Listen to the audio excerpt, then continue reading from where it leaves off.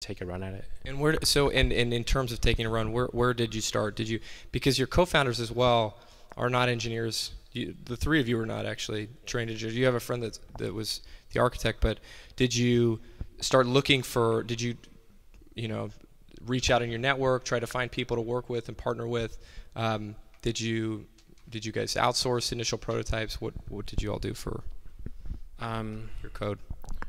Yeah, so we worked with a lot of people, actually, with varying levels of success. And at the time, we needed money, and this was a really tough time. It was a tough time for talent because there was no funding, and so if people were on the fence at all, they were just staying at their jobs, or they were financially secure and they were like, I'm going to do it myself.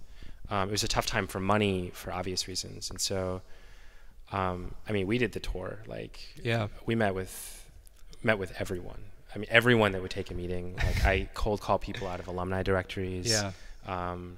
We met with everyone. This is with a live product or a prototype or nothing? This is a prototype, and it was a pretty rough process, actually.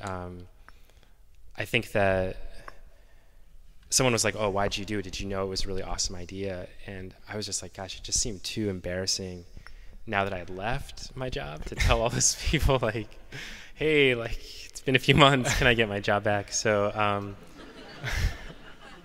that was actually a big motivator, which isn't the most, not the most awesome motivator. Oh, that's a good motivator. Yeah.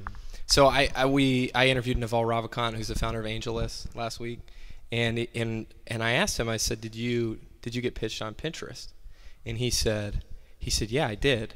And he said Ben came highly recommended, and he said, and he kind of sat back. Who knows Naval, or who's familiar with AngelList or Naval?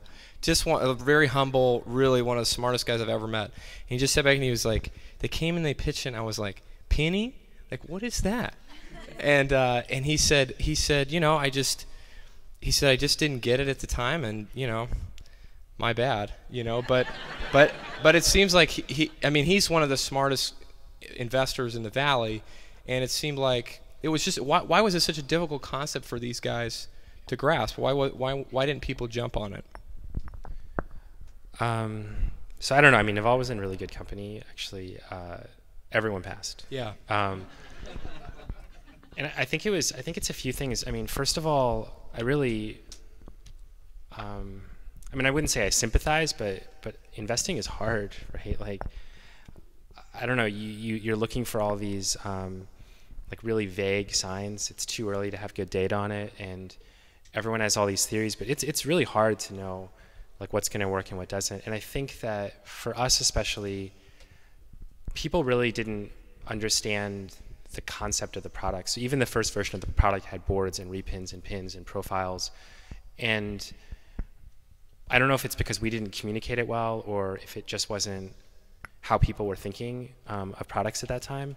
But it just didn't really resonate with folks. And then we weren't helping out any with a team of pretty non-technical people that so I don't really fault anyone.